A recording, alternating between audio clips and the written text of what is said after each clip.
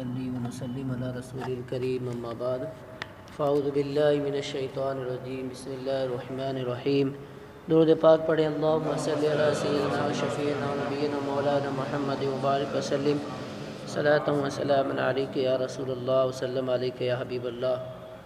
کل کی مجلس میں آپ نے حضرت امیر المومنین سیدنا صدیق اکبر رضی اللہ تعالیٰ عنہ کے سلسلہ نسب کے متعلق کچھ باتیں سماعت کی تھی۔ آج آپ کے القاب کے بارے میں بتا رہے ہیں۔ آپ کو جو صدیق کا لقب ملا اور عتیق کے لقب سے آپ کو ملقب کیا گیا، تو اس کے وجوہات کیا ہیں وہ بتا رہے ہیں۔ عتیق کے بارے میں آج بتائیں گے کہ حضرت سیدنا صدیق اکبر رضی اللہ تعالی عنہ کے دو لقب بہت ہی زیادہ مشہور ہیں۔ ایک تو آپ کو عتیق کے لقب سے یاد کیا جاتا ہے اور دوسرا صدیق کے لقب سے۔ عتیق وہ پہلا لقب ہے کہ اسلام میں سب سے پہلے اس لقب سے حضرت سیدنا صدیق اکبر رضی اللہ تعالی عنہ کو پکارا گیا۔ آپ سے پہلے کسی کو بھی اس لقب سے یاد نہیں کیا گیا۔ اب عتیق کا معنی کیا ہے؟ حضرت سیدنا عبداللہ بن زبیر رضی اللہ تعالی عنہ روایت کرتے ہیں کہ سیدنا ابوبکر صدیق رضی اللہ تعالی عنہ کا نام عبداللہ تھا۔ اللہ کے رسول صلی اللہ تعالی علیہ وآلہ وسلم نے ارشاد فرمایا، انت عتیق من النار، اے ابوبکر تم جہنم سے آزاد ہو۔ تب سے آپ کا نام عتیق پڑ گیا۔ اللہ کے رسول نے فرمایا، انت عتیق من النار، تم جہنم سے آزاد ہو۔ اسی دن سے آپ کو عتیق کے نام سے یاد کیا جانے لگا۔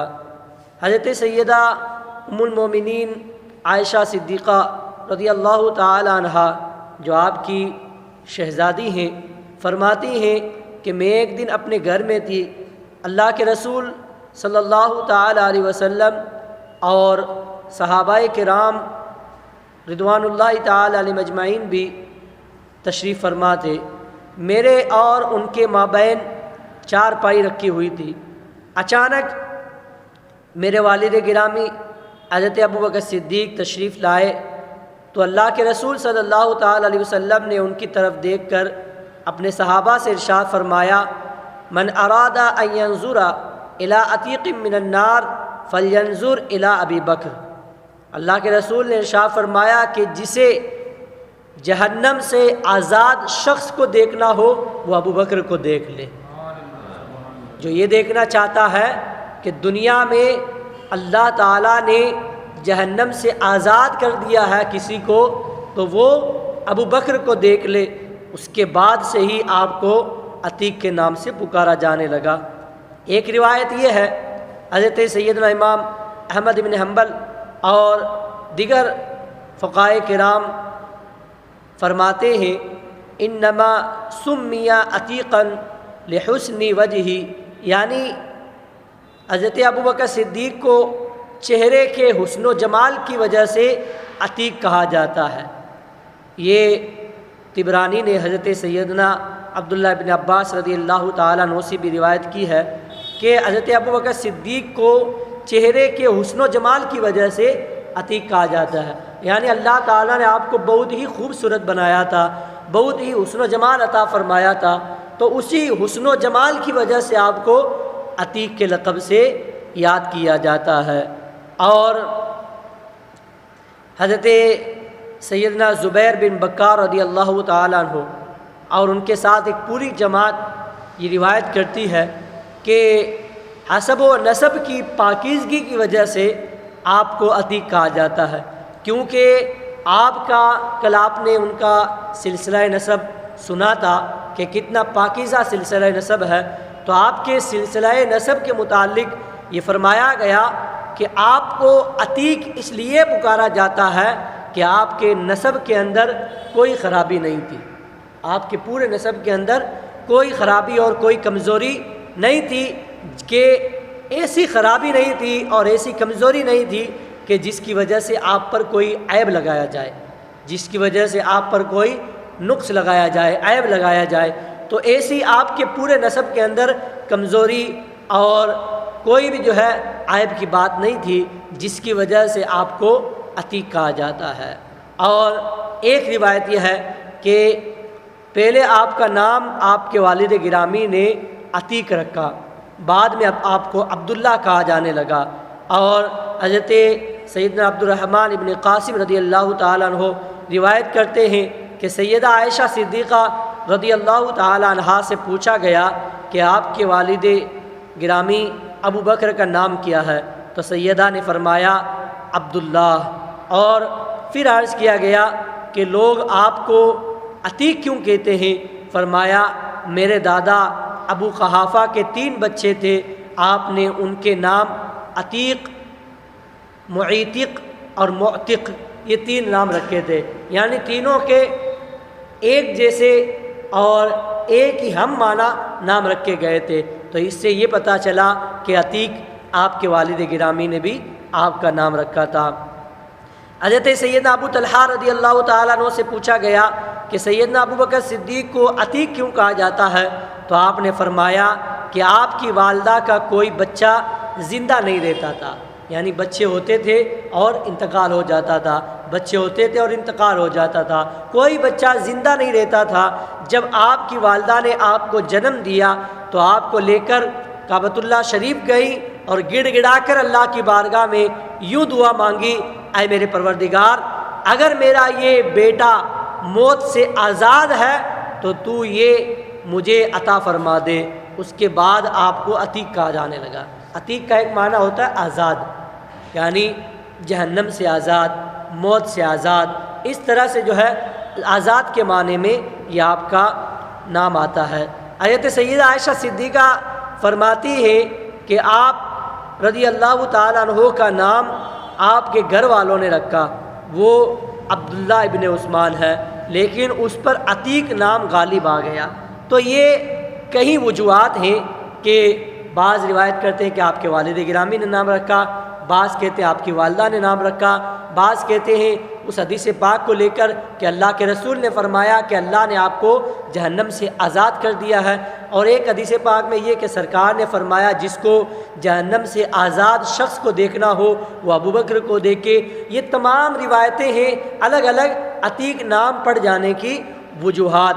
اور پھر ایک وجہ یہ بھی ہے کہ اللہ کے رسول صلی اللہ تعالیٰ علیہ وسلم نے ارشاد فرمایا ابو بکر عتیق فی السماء و عتیق فی الارض، یعنی ابو بکر آسمان میں بھی عتیق ہے اور زمین میں بھی عتیق ہے، یعنی آسمانوں میں بھی آپ کا نام عتیق ہے اور زمین میں بھی آپ کا نام عتیق ہے۔ اور ایک روایت یہ ہے کہ سیدنا ابو بکر صدیق رضی اللہ تعالیٰ عنہ نہایت ہی شفیق اور مہربان تھے۔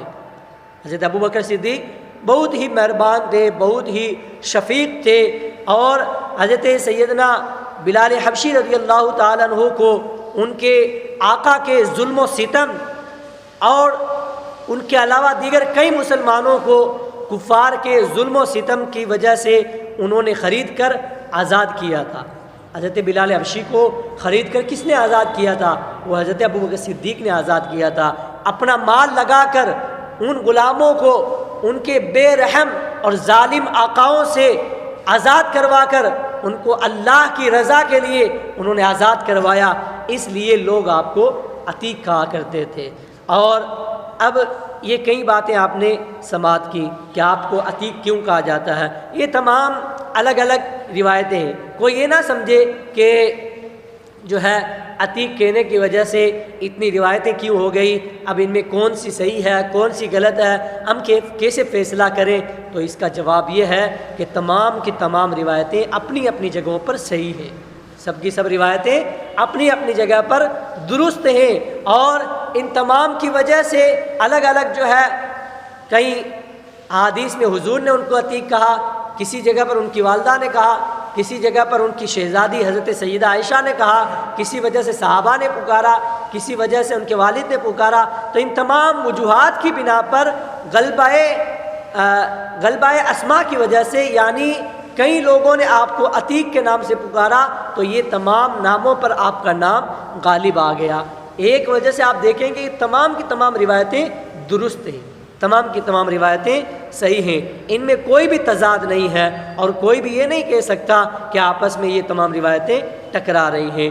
آپ کے والدین نے آپ کو لقب عتیق سے کسی اور معنی میں پکارا، دیگر لوگوں نے کسی اور معنی میں پکارا، حضور صلی اللہ تعالیٰ علیہ وسلم نے کسی اور معنی میں یاد فرمایا، پھر قریش میں وہی استعمال کیا گیا، اور پھر یہ عتیق نام آپ کا اتنا مشہور ہو گیا کہ اسلام لانے سے پہلے اور بعد میں اب تک آپ کا یہ نام نامی اسم گرامی باقی ہے، آج تک آپ کو عتیق کے لقب سے یاد کیا جاتا ہے۔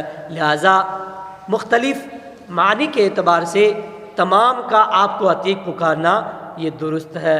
یقیناً اللہ تعالیٰ نے حضرت سیدنا ابوبکر صدیق رضی اللہ تعالیٰ عنہ کو جہنم سے آزاد فرما دیا، اور ان کے صدقے اور ان کے طفیل اللہ تعالیٰ نے کئی لوگوں کو جہنم سے آزاد فرمایا ہے۔ کئی ہزار لوگوں نے، لاکھوں لوگوں نے حضرت ابوبکر صدیق رضی اللہ تعالیٰ عنہ کے ہاتھ پر اسلام قبول کیا۔ اس کے علاوہ کئی لوگوں کو اسلام سے پھرنے میں، مرتد ہونے میں حضرت سیدنا صدیق اکبر رضی اللہ تعالیٰ عنہ نے ان کی حفاظت فرمائی، ان کے ایمان اور عقیدے کی حفاظت فرمائی، اور ان کو مرتد ہونے سے بچایا۔ اسی لیے تو کہا جاتا ہے کہ آپ کا احسان، بہت بڑا احسان اسلام پر بھی ہے اور تمام مسلمانوں پر ہے۔ قیامت تک آنے والے مسلمانوں پر حضرت امیر المومنین سیدنا ابوبکر صدیق رضی اللہ تعالیٰ عنہ کا احسان ہے۔ کسی شاعر نے کہا ہے، یہ دو شعر ہیں، یہ آپ سنیں بڑا ہی لطف آئے گا۔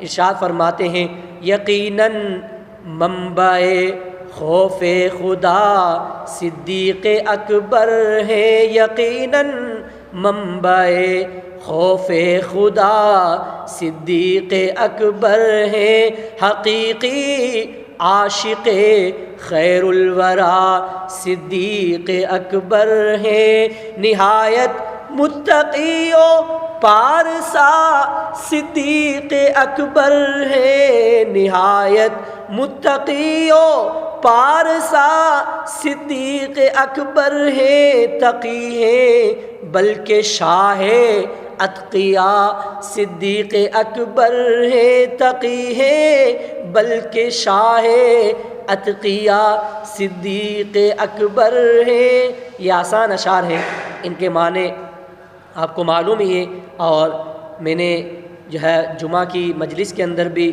اس کو بیان کیا تھا۔ انشاءاللہ آنے والے جمعہ میں آپ جمعہ کے بیان کے اندر سیدنا صدیق اکبر رضی اللہ تعالیٰ عنہ کے متعلق ایک تفصیلی بیان سماعت کریں گے۔ اور آج جو لوگ حضرت ابوبکر صدیق رضی اللہ تعالیٰ عنہ پر اور آپ کی صحابیت پر اور آپ کے جنتی ہونے پر طرح طرح کے اعتراضات کر رہے ہیں، انشاءاللہ ان کو بھی قرآن اور حدیث کی روشنی میں منہ توڑ جواب دیا جائے گا۔ یہ اپنے آپ کو مولائی کہتے ہیں، حالانکہ حضرت مولا علی شیر خدا رضی اللہ تعالیٰ عنہ ان کے کاموں سے خوش نہیں ہیں، یہ مولا علی بھی ان کے کاموں سے خوش نہیں ہیں، اور تمام اہل بیت کرام رضوان اللہ تعالی علیہم اجمعین بھی ان سے ناراض ہیں۔ جو کسی صحابی کی توہین کرتا ہے اس سے نہ اللہ راضی ہوتا ہے، نہ اللہ کے رسول راضی ہوتے ہیں، نہ کوئی صحابی راضی ہوتا ہے، نہ کوئی اہل بیت میں سے راضی ہوتے ہیں۔ الحمدللہ ہم اللہ کو راضی کرتے ہیں، اس کے محبوب صلی اللہ تعالی علیہ وسلم کو راضی کرتے ہیں، اور اللہ اور اس کی رضا کے لیے ہم صحابہ کی بھی تعریف کرتے ہیں اور اہل بیت کی بھی تعریف کرتے ہیں۔ اللہ تعالی ہمیں صحابہ و اہل بیت کے فیضان سے مالا مال فرمائے۔ استغفر اللہ ربی من کل ذنب و اتوب الیہ۔